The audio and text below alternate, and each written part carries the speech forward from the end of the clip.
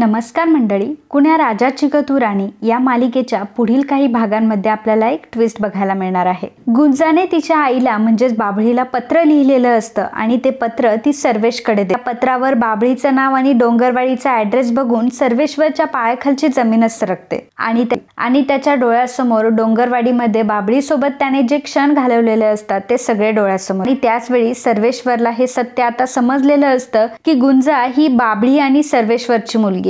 या गोष्टीचा त्याला प्रचंड आनंद झालेला असतो आणि तो विचार करू लागतो की याचा अर्थ जेव्हापासून मी गुंजाला भेटलोय तेव्हापासून गुंजाबद्दल मला एक वेगळीच ओढ होती, पण खरं तर गुंजा ही माझंच रक्त आहे, माझ्या आणि बाबळीच्या प्रेमाचं प्रतीक आहे। खरं तर माझी मुलगी माझ्या डोळ्यासमोर असून सुद्धा मी तिला कधी ओळखू शकलो नाही। सर्वेश्वरला खूप सुखद धक्का बसलेला असतो। गुंजा अजूनही त्याच्या समोरच उभी असते। गुंजाच्या डोक्यावर आता तो हात फिरवतो। गुंजाची त्याला नव्याने ओळख झालेली असते। गुंजालाही माहित नसतं की हे अचानक असे का वागताय। सर्वेश्वर गुंजाला म्हणतो की गुंजा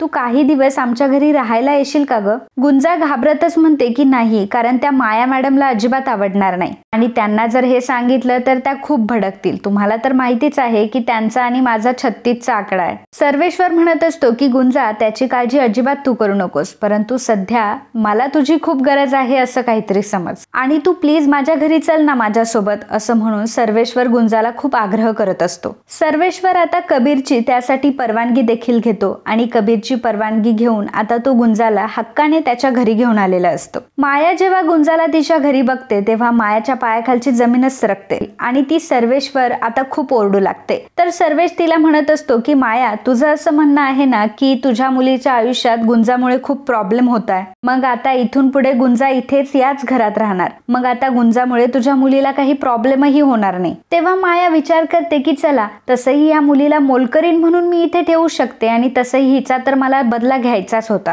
निदान तिकडे माझी मृण्मयी तरी आनंदात राहील आणि कबीरचं आणि तिचं नातंही खुलेल। त्यामुळे माया सर्वेशला म्हणते की ठीक आहे, मी गुंजाला इथे राहून द्यायला तयार आहे। सर्वेश्वर आता गुंजाला मृण्मयीच्या खोलीत घेऊन आलेला असतो आणि तो गुंजाला सांगतो की गुंजा, आजपासून ही तुझी खोली आहे आणि आजपासून तू इथंच राहायचंस। इथून पुढे तू अडगळीच्या खोलीत अजिबात झोपायचं नाहीस। गुंजा तिथे असते तरी सुद्धा सर्वेश्वरची, मायाची ती फार काळजी घेत असते। सर्वेश्वर गुंजाला म्हणत असतो की गुंजा, अगं तू एवढी लहान असून सुद्धा आमची एवढी बरोबर कशी काय काळजी घेतेस? गुंजा म्हणते की तुम्ही मला माझ्या बाबांसारखे आणि माया मॅडम मला माझ्या आईसारखे आहेत, म्हणून मी तुमची काळजी घेते। ते ऐकून सर्वेश्वर तर खूप खुश झालेला असतो, परंतु माया मात्र गुंजावर भडकते। माया गुंजाला ओरडू लागते आणि म्हणते की उगाचच तू या घरामध्ये कुठलेही नाते क्रिएट करण्याचा विचारही करू नकोस, नाहीतर मी तुला रस्त्यावर आणेल। ना मी तुझ्या आईसारखी आहे ना सर्वेश्वर तुझ्या बाबासारखा, तू फक्त या घरची एक नोकराणी आहेस आणि नोकराणी सारखंच राहा। माया गुंजाला ओरडते आणि तिथून तिला काढून देते। त्यामुळे गुंजा आता रडत रडत तिथून निघून जाते। ते सर्व बघून सर्वेश्वरला खूप वाईट वाटत असतं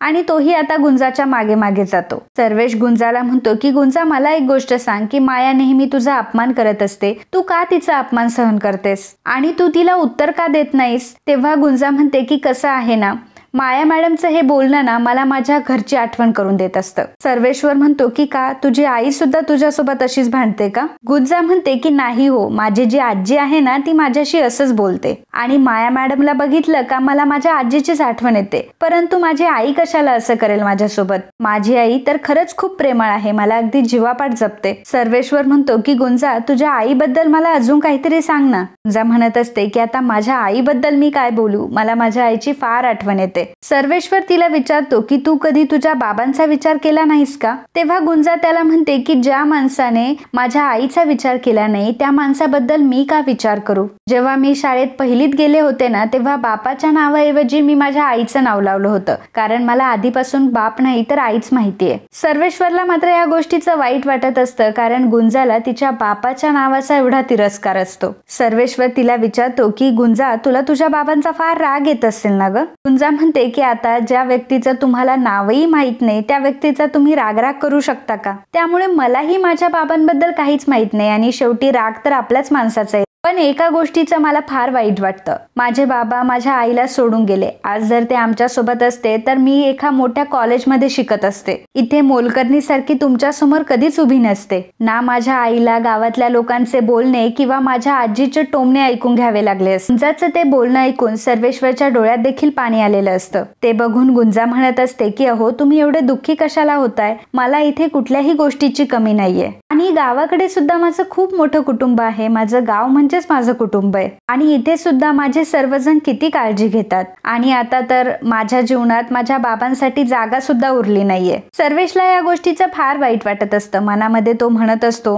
जो व्यक्ती तुझ्या आईला सोडून निघून गेला त्या व्यक्तीला तुझ्या मनात तरी कशी जागा भेटणार आहे. परंतु गुंजा तुझी जागा माझ्या घरामध्ये आणि माझ्या आयुष्यात सुद्धा असणार आहे आणि मी तुला माझ्या मुलीचे सगळे हक्क मिळवून देणार. तर गुंजा नकार देत असते तरी सुद्धा सर्वेश गुंजाला मृण्मयीच्या खोलीतच झोपायला सांगतो.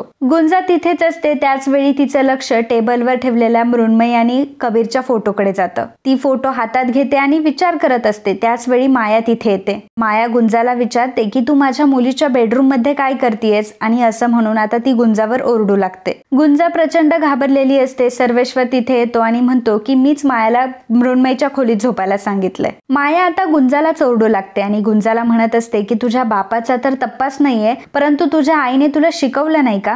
तुला हे माहित नाही का की दुसऱ्याच्या कोणाच्या गोष्टीवर आपल्याला हक्क गाजवायचा नसतो आणि तू आत्ताच्या आत्ता इथून निघून जा. तर सर्वेश आता मायाला बोलत असतो तेव्हा गुंजा सर्वेशला म्हणते की माया मॅडम बरोबरच बोलताय. मृण्मयी ताईच्या कुठल्याही गोष्टीवर माझा अधिकार नाहीये आणि मी तिकडे अडगळीच्या खोलीतच ठीक आहे आणि मृण्मयी ताईची कुठलीही गोष्ट चोरी करण्यासाठी मी इथे आली नाहीये. तर गुंजा मायाच्या घरी गेलेली असते. त्यामुळे कबीरला मात्र गुंजाची फार काळजी वाटत असते कारण मायाचा स्वभाव कबीरला चांगलाच माहित असतो. सर्वेश्वर मायाला सांगतो की माया आजपासून गुंजा या घरातलं एकही काम करणार नाही. ती फक्त या घरामध्ये आराम करणार आहे आणि बाकीचे घरातले सगळे कामं आपल्या घरातले नोकर करतील. तर मित्रांनो तुम्हाला काय वाटतं की सर्वेश्वर गुंजाला सांगू शकेल का की ती त्याचीच मुलगी आहे आणि हे सत्य समजल्यावर गुंजा त्याचा बाप म्हणून स्वीकार करेल का? हे बघणं खरंच खूप रंजक ठरणार आहे. तर मित्रांनो तुम्हाला असे ट्विस्ट एपिसोड बघायला आवडत असतील तर लगेच आपल्या चॅनलला सबस्क्राईब करा आणि हा व्हिडिओ तुम्हाला आवडला असेल तर व्हिडिओला लाईक नक्की करा.